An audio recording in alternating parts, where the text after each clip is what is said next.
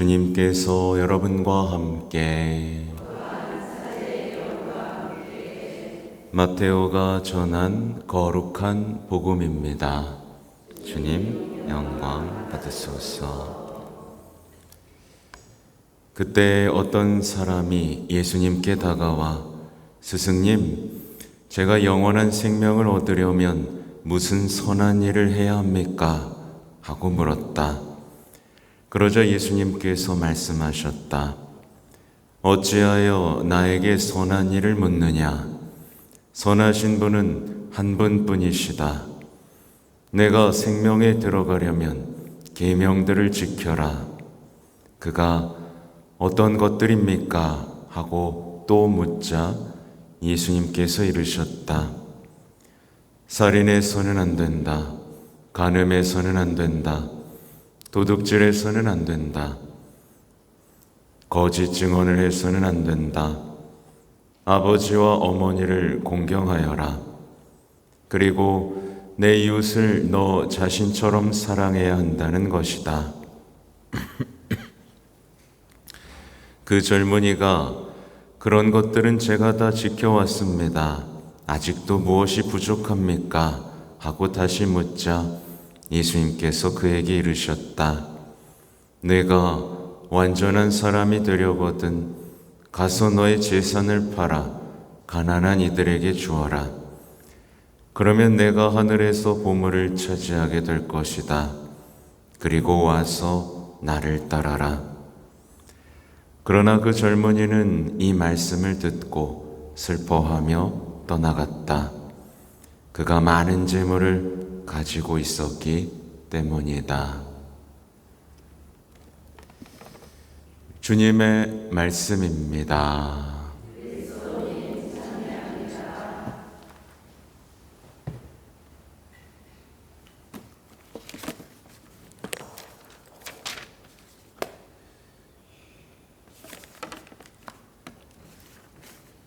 참 예수님, 오늘 에zekiel 예언서와 또 화답송을 들었을 때의 기분이 어떠실지 모르겠어요. 아내가 죽습니다. 예언에 따라서. 그런데 슬퍼하지도 울지도 못합니다.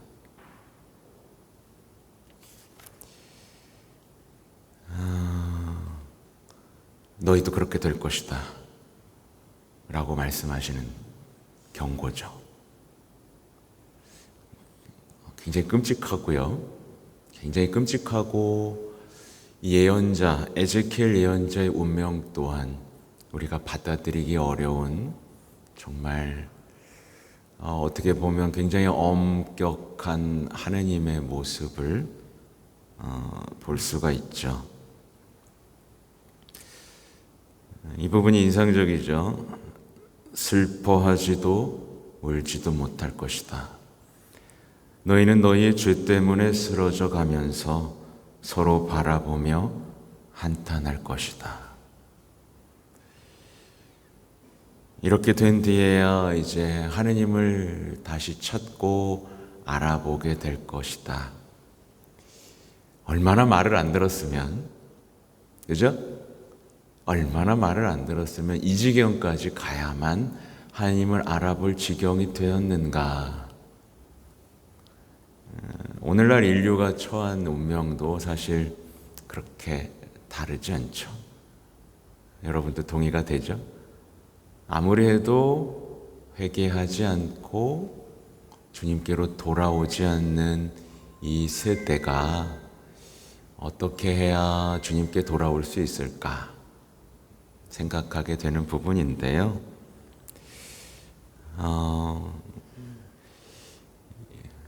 여기 계신 분들은 그래도 조금 나은 편인데 대부분의 사람들이 왜 신앙을 어렵게 생각할까?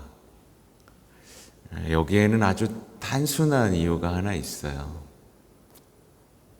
뭐냐면 사람들이 죄는 찾지 않고 방법만 찾기 때문에 그렇습니다.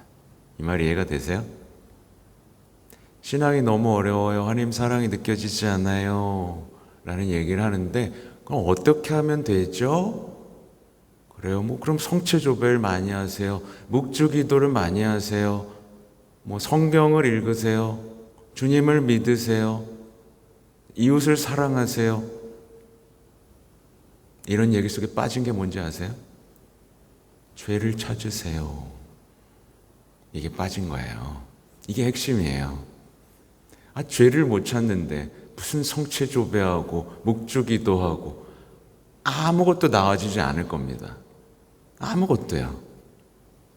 치유 없을 겁니다. 안 돼요, 치유가. 죄를 못 느끼는데 이 고장난 가슴이 어떻게 하나님과 다시 연결이 되겠어요?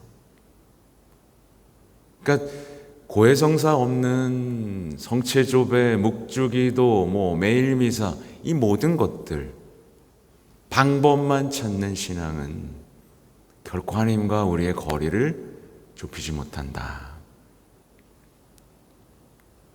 그래서 제가 이렇게 썼어요. 삶을 바꾸고 싶습니까? 사랑이신 분과의 사랑을 시작하고 싶습니까? 불평, 원망, 남 탓 멈추고 예수님 앞에서 죄를 고백하는 것부터 시작하십시오. 그러면 또 질문이 나오죠. 죄를 모르겠는데요.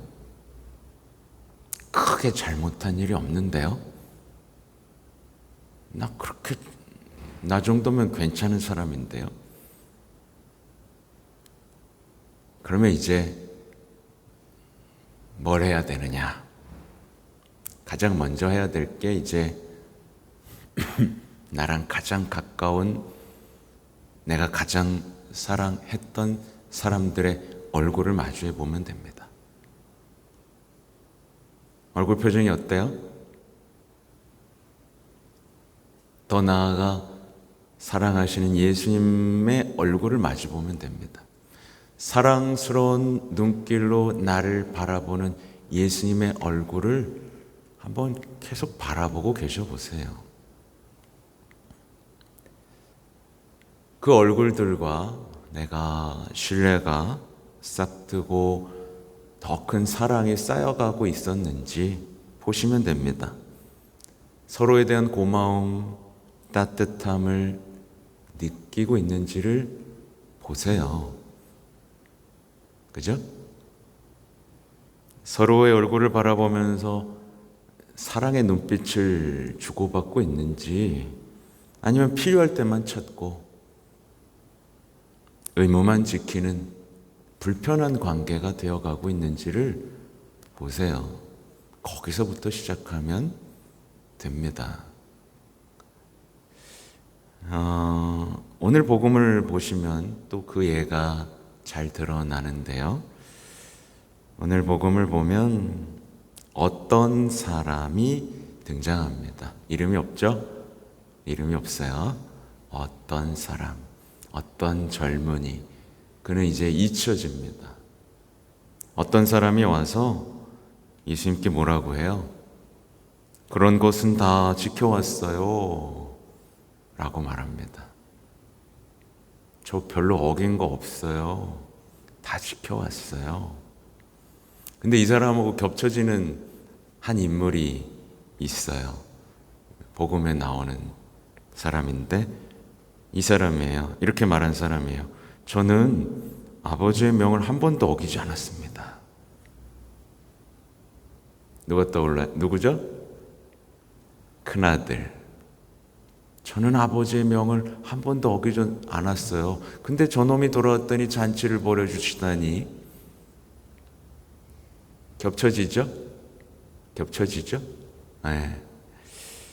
그는 종교적인 신념이 있고 굉장히 열심히 살아가지만 어떤 사람일 뿐이에요. 그의 질문을 통해 그가 어떤 사람인지가 이제 드러나는데, 그는 이렇게 물어보죠. 스승님, 제가 영원한 생명을 얻으려면 무슨 선한 일을 해야 합니까? 여기서 축약해 보면 제가 이걸 얻으려면 뭘 해야 됩니까? 이게 핵심인 거예요. 제가 이거 얻으려면 뭐 해야 돼요? 그는 안타깝지만 왜 하는 사람이에요? 얻기 위해서 하는 사람이에요. 얻기 위해서. 그는 거저 받았으니 거저 주어라 라는 말을 이해하지 못하는 사람이에요. 얻기 위해서만 하는 사람이에요. 그리스도인들이 이 논리에 갇히게 되면 큰일이 납니다.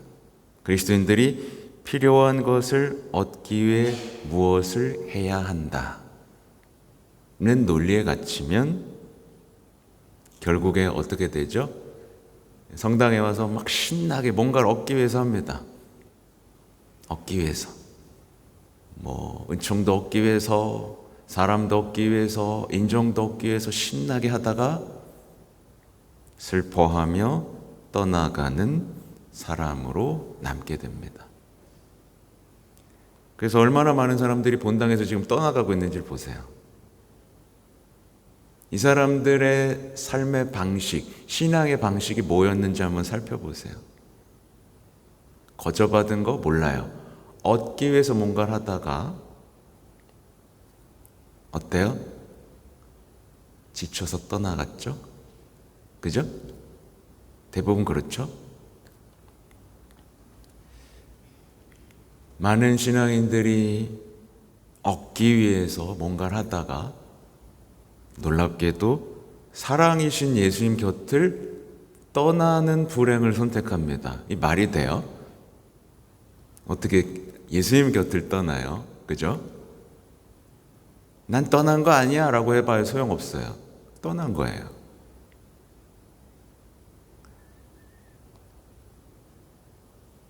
하나님과의 관계는 사람의 관계로 번져나가게 됩니다. 하나님에게 뭔가 얻기 위해서 한 사람이 배우자를 대하는 방식을 보십시오. 그리고 자녀를 대하는 방식을 보세요. 그죠? 뭔가를 얻기 위해서 했는데 안 줘. 어떡하죠? 떠나가죠. 실망하죠. 관계 끊죠. 냉랭해지죠. 하나님과의 관계는 다시 한번 말씀드리지만 내가 맺고 있는 모든 관계의 거울이에요. 이게 없으면 누구와도 아름다운 관계를 맺을 수 없습니다. 본당 신부와의 관계도 그렇죠. 저 때문에 얻기 위해 관계 맺는 사람이 생기면 어떻게 되죠? 다 뽑아먹고 갑니다. 그죠? 안 그렇습니까? 쉽게 실망하고 쉽게 상처받고. 근데 생각해 보세요.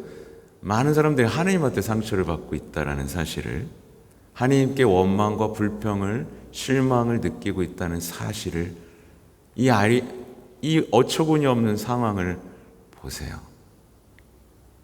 예수님은 사랑의 관계로 초대하시는데 이걸 거래의 관계로 만드는, 이 굉장히 위험한 거죠. 교황님이 뭐라고 말씀하시냐면 이런 태도는 하느님과 상업적인 관계를 맺는 것입니다. 당신이 주기 때문에 나도 준다는 것이죠. 기브 앤 테이크죠. 그죠? 하지만 믿음이란 차갑고 기계적인 예식, 받기 위해 해야 하는 것이 아닙니다. 믿음은 자유와 사랑에 관한 문제입니다. 믿음은 자유에 관한 문제이고 사랑에 관한 문제입니다. 이것이 바로 첫 번째 시험입니다. 곧 나에게 믿음이란 무엇인가? 만일 그것이 주로 의무나 협상 카드로 라고 말한다면 저 성당 1년 나올 테니까 뭐 주세요. 우리는 길을 이탈한 것입니다. 왜냐하면 구원이란 의무가 아니라 베풀어진 선물이고 돈으로 살 수 없는 무상으로 주어진 것이기 때문입니다. 거저 주어졌어요. 우리가 뭐 공로가 있는 게 아니에요. 그죠? 가장 먼저 해야 할 일은 상업적이고 기계적인 믿음에서 벗어나는 것입니다. 상업적이고 기계적인 믿음은 아버지가 아니라 통제하시는 하느님, 셈하시는 하느님이라는 그릇된 이미지를 암시합니다. 많은 경우 우리는 인생에서 이런 상업적인 믿음의 관계를 살아갈 수 있습니다. 하나님께서 내게 이것을 주시기 때문에 나는 이것을 행한다는 식입니다. 우리 어르신들이, 여기 있는 분들은 해당이 안 될 거라고 믿어요. 어르신들이 벗어나야 되는, 요즘은 젊은 세대까지 다 번져 있어. 젊은이들이 점을 더 보니까 벗어나야 되는 믿음입니다.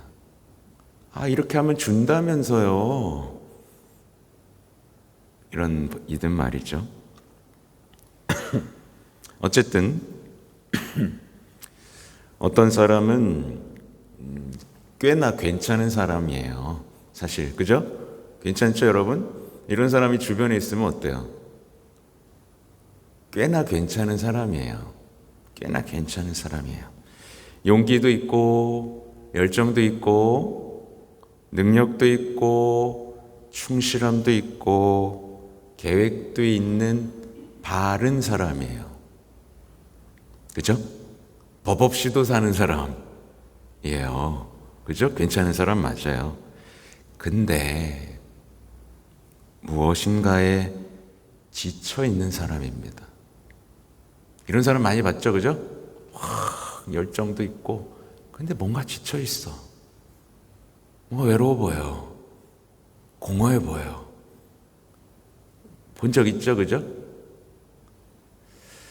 알 수 없는 공허함과 채워지지 않는 갈망 때문에 뭔가 삶의 향기가 사라지고 있는 어떤 시든 꽃과 같은 사람일 가능성이 많죠. 그게 우리일 수도 있고요. 그는 그래서 애가 타는 거예요.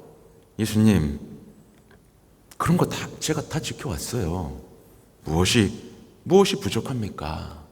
무엇이 부족해요? 애가 타는 거죠? 애가 타는 거예요, 지금.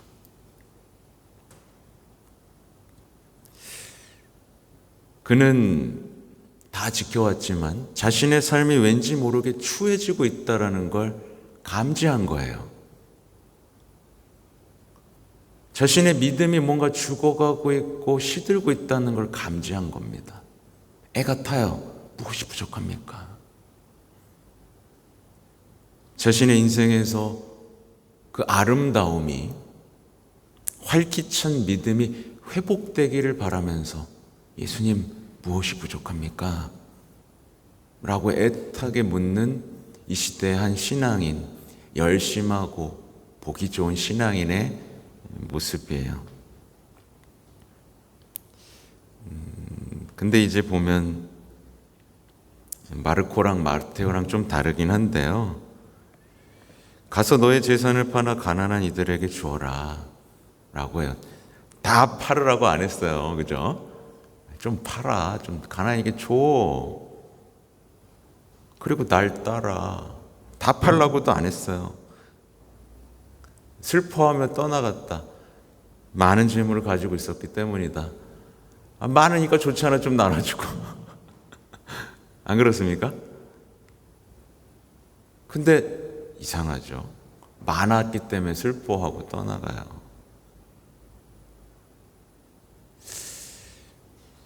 오늘 복음을 보고 재산을 다 팔아버리는 분이 없기를 바랍니다. 다 팔아야 될 사람도 있어요. 근데 어떤 분은 이걸 보면서 나는 다 팔지도 못하는데 하면서 막 죄책감을 갖고 이런 분이 없길 바라요. 다만 우리가 가난한 이들과의 관계에 얼마나 적극적이었는지를 좀 돌아볼 필요는 있어요. 얼마나 적극적이었는가? 더불어 가난한 우리에게 예수님이 얼마나 우리에게 풍요로움을 선물해 주셨는가?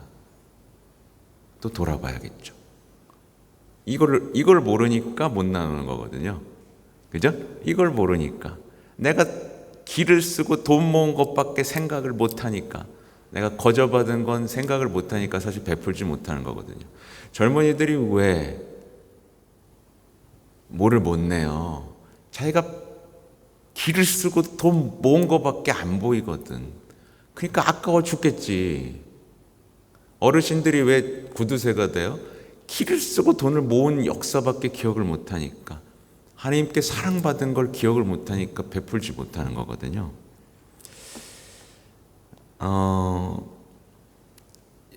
교황님의 말씀을 빌어서 여기서 묵상할 거리가 뭐냐면, 우리가 얼마나 되도록 최소한으로만 신앙생활을 했는가를 돌아보자, 이거예요. 되도록 최소한으로만 신앙생활을 하려고 노력했는가를 돌아보자. 이게 뭐냐면, 또 여기 계신 분들에게 해당이 안 될 수 있는데, 최소한으로만 신앙생활을 하려고 하지 않습니까? 요즘 사람들이 주일 미사만 빠지지 않으면 된다. 그래서 헌금은 최소한 성의만 보이면 된다. 너무 많이 내면 안 돼. 그리고 기도는 약간만, 식사 전후 기도만으로 충분하거나 묵주기도 5단도 많이 한 거야. 평일 미사는 모임이 있을 때만 가자. 레지오 있을 때만 가자. 아주 최소한으로만. 기도 모임 있을 때만 간다. 딱 최소한. 이런 믿음은 슬퍼하면서 떠나가는 행위를 반복하게 되는데, 왜냐하면 최소한으로만 했기 때문에, 사실 자신을 위해서만 했기 때문에, 얻기 위해서만 했기 때문에, 얻기 위해서 최소한으로 한 거죠. 그죠? 그러니까 상처와 실망과 원망, 남탓, 이런 것들이 반복되는 거예요. 그래서 이런 사람이 이제 언제 얘기 드러나냐면, 주일 미사가 조금만 길어지면 이제 화가 나. 난 최소한으로 1시간만 해야 되는데 10분만 길어져도 막 화가 나는 거예요. 벌렁벌렁 가슴이 하는 거예요. 그리고 이 신부가 교무금 얘기만 하면 이제 씩씩거리는 거예요. 돈 얘기하고 최소한으로 해야 되거든요. 그리고 기도합시다. 미사 후에 3종 기도만 하면 그냥 씩씩거리고, 주목에 7번 기도 한 번 하자 그러면 막 그냥 답답해 죽겠고, 모임 하기 전에 기도 모임, 묵주 기도만 좀 하자 그러면 아주 그냥 답답해서 최소한으로만, 내 즐거움을 위해서만 해야 되니까 아주 미치겠는 거죠. 평일 미사 좀 나오세요 라고 그러면 막 화가 나는 겁니다. 그냥.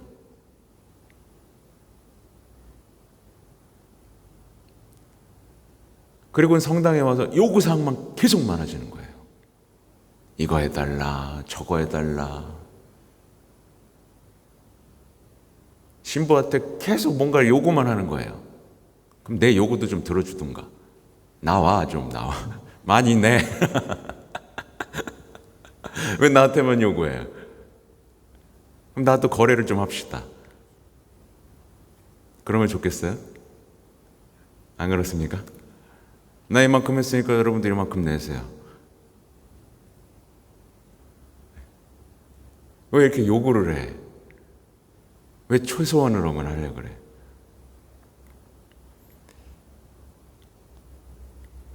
웃기죠, 그죠? 우리 거울 같은 모습이에요. 제가 이런 얘기를 왜 알겠어요? 제가 그랬으니까. 다 아는 거예요. 그래서 이제 마무리하면 교황님이 이런 말씀으로 오늘의 복음 해설을 마치셔요. 오늘 우리는 다음과 같이 자문해 볼 수 있습니다. 내 신앙은 어디쯤 와 있는가? 나는 의무적인 관계처럼 기계적인 신앙생활을 하는가? 아니면 하나님께 관심을 두고 사는가? 예수님께서 나를 바라보시고 사랑하시도록 나를 내어 맡기며 그 믿음을 길러야 한다는 것을 기억하는가?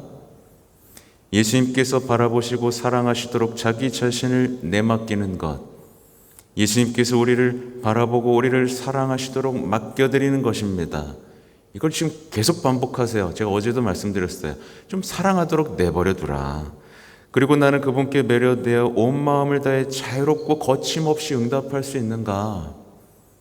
하나님께 예, 그러나가 아니라 예라고 말씀하신 동정 마리아께서 인생을 선물로 만드는 아름다움을 맛보도록 우리를 도우시기를 빕니다. 예, 그러나가 아니라 예라고 말하는 건 쉽지 않습니다. 동정 성모님은 예, 그러나가 아닌 예라고 말씀하셨습니다. 오늘 복음을 보면서 정말 나의 신앙 잘 점검해 보시는 오늘이 되시면 좋겠습니다. 아멘.